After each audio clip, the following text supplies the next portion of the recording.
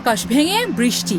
দিল্লি থেকে কেরালা, মহারাষ্ট্র থেকে গুজরাট, ভারতের একের পর এক রাজ্য এখন প্রকৃতির ভয়ঙ্কর রূপের মুখোমুখি। কোথাও রাতভর বৃষ্টিতে শহর ডুবে গেছে, কোথাও পাহাড় ভেঙে নেমে আসছে ধস, কোথাও আবার নদীর পানি উপচে গ্রাস করছে ঘরবাড়ি। বর্ষা স্বস্তি নিয়ে আসার আগেই দেখাচ্ছে আতঙ্কের ছবি।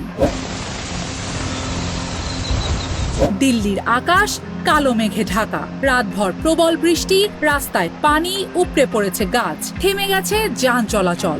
ইন্ডিয়া মেটিওরোলজিক্যাল ডিপার্টমেন্ট দিল্লিতে জারি করেছে রেড অ্যালার্ট। আবহাওয়া অফিস বলছে 24 ঘন্টায় রেকর্ড হয়েছে 72.6 মিলিমিটার বৃষ্টি। দিল্লি নয়ডা এক্সপ্রেসওয়ে যাওয়ার পথে আটকে, কেউ আবার ঘন্টার পর ঘন্টা অপেক্ষা করছে যানজটে। মুম্বাই সহ একাধিক এলাকায় টানা বৃষ্টির পর বিপর্যস্ত পরিস্থিতি। পাহাড়ি এলাকায় ধস, রাস্তা বন্ধ, ব্যাহত যাতায়াত। প্রশাসন বলছে মাত্র 30 থেকে 35 ঘন্টায় সেখানে 600 মিলিমিটারের বেশি বৃষ্টি হয়। গুজরাটেও একই ছবি। সুরাটে 24 ঘন্টায় প্রায় 358 মিলিমিটার বৃষ্টিতে তৈরি হয়েছে ভয়াবহ জলাবদ্ধতা। বাড়ি, দোকান, রাস্তা সব জায়গায় পানি। হাজার হাজার মানুষকে সরিয়ে নেওয়া হয়েছে নিরাপদ আশ্রয়ে।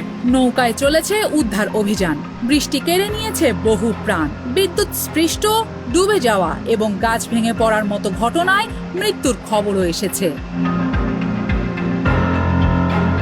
সবচেয়ে ভয়ঙ্কর পরিস্থিতি কেরালায়। রেড অ্যালার্টের মধ্যে কেরালার পাহাড়ি এলাকাগুলোতে নেমে আসছে বিপদ। ওয়ানারে ভারী বৃষ্টির সঙ্গে শুরু হয়েছে ধসের আতঙ্ক। চূড়ালমালা ও আশপাশের এলাকায় ভূমিধস বাড়ছে।